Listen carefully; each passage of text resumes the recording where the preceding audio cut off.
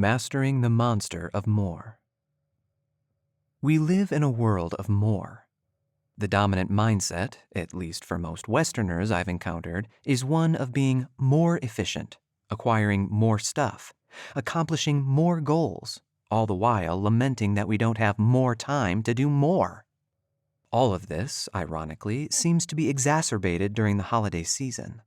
Gotta pick up more gifts, spend more money, attend more parties, make more pies.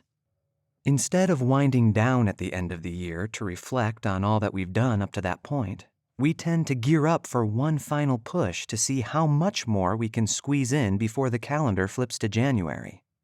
I say all this with a heavy dose of conviction in my own heart. Historically, I've been a grievous culprit of the more mentality.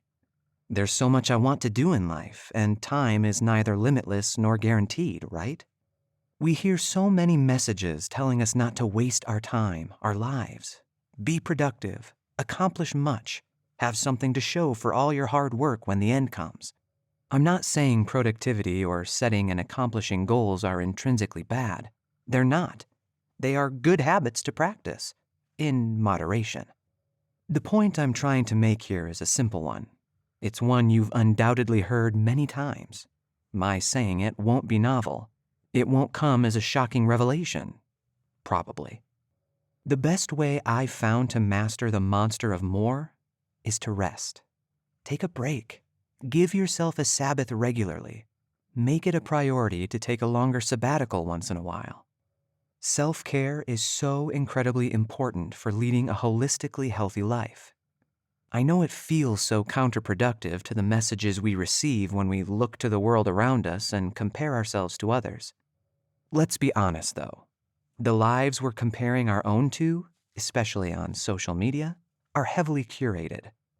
They are carefully constructed images meant to create an impression, not reflect reality. Rarely do people talk about the mundane day-to-day. That doesn't bring in views, likes, or subscribers. If someone has the choice of posting about accomplishing some incredible task or watching the entire Lord of the Rings trilogy in a single sitting, an incredible task in its own right by my standards, they'll likely pick the one that makes them look better, even if both are true. So stop kidding yourself. Everyone needs time off, and most people do take it, even if they don't promote it. Is taking a break really that big of a deal?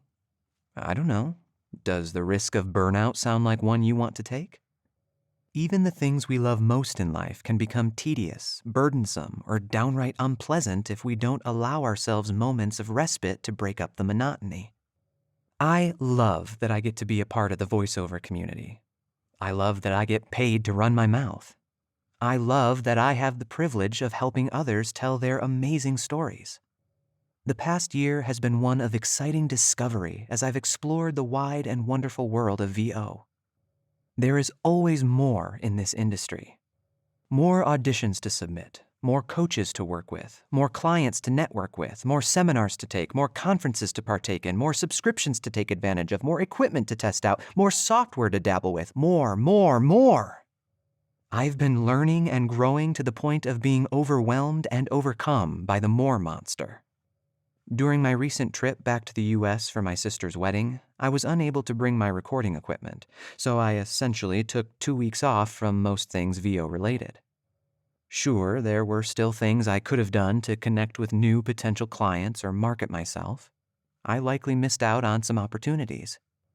But it wasn't until I stepped away for a breather that I realized how hard I'd been running myself.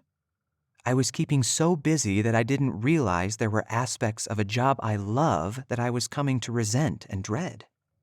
A change of pace and some new perspective did wonders for me. I was able to think through some of the habits and routines I've been forming, isolate the parts that don't seem to be working well, and make plans to try things differently going forward. It may not have reared its ugly head for months or years, but I've been setting myself on a course for burnout. Taking the time to clear my head and give myself wholly over to something else for a while restored my joy and excitement for getting back in the booth and likely saved me from a premature crash and burn.